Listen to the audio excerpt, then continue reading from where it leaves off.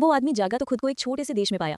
चारों तरफ लोग खड़े थे, यहाँ तक कि 45 घोड़ों वाली चप्पलें भी जल रही थी। उसे बस बावलों की खींच सुनाई दे रही थी। लकड़ियों का पूरा ढेर काट दिया गया था।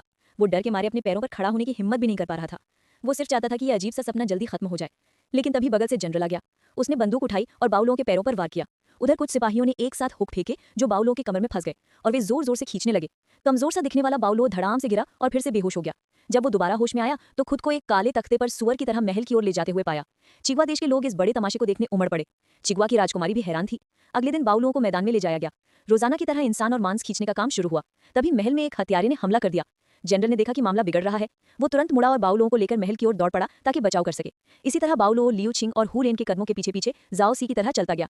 वो जल्दी जल्दी महल पहुंचा। जनरल ने आदेश दिया कि बावलो तुरंत नीचे उतरे। वो खुद अकेले राजकुमारी को बचाना जाना चाहता था। उसने अपने सैनिकों को साफ आदेश दिया कि कोई बीच में न पड़े। लेकिन बावलो जानता था कि जनरल फिर से शेखी मार रहा है। उसने बावलों की बेड़ियां खोली और उम्मीद की कि वो राजकुमारी को बचा लेगा। संकट के इस पल में सबसे पहले बावलो पहुंचा। उसने 2 हथियारों को उठाया और घुमाकर आसानी से कैंटीन में फेंक दिया। इस तरह राजकुमारी को आसानी से पेंग जिंग ने बचा लिया। जब बहादुर जनरल पहुंचा तब तक लड़ाई खत्म हो चुकी थी। राजकुमारी ने बावलो को अपनी जान बचाने के लिए धन्यवाद दिया। लेकिन राजा अभी भी आग में फंसा हुआ था, इसलिए बावलो उसे बचाने दौड़ा। उसने राजा की ओर हाथ बढ़ाना चाहा, लेकिन आग की लपटों ने उसे जला दिया। सब घबरा गए कि अब क्या करें। तभी चतुरकाल ने बावलो को याद दिलाया कि आग बुझाने के लिए पानी चाहिए। बावलो ने उसकी बात सुनी और एक चौंकाने वाला कदम उठाया। उसने अपनी पैंट उतार दी और आग के सामने खड़े होकर पेशाब करने लगा। भले इसमें शर्मिंदगी थी, लेकिन कम से कम इससे राजा की जान तो बच सकती थी।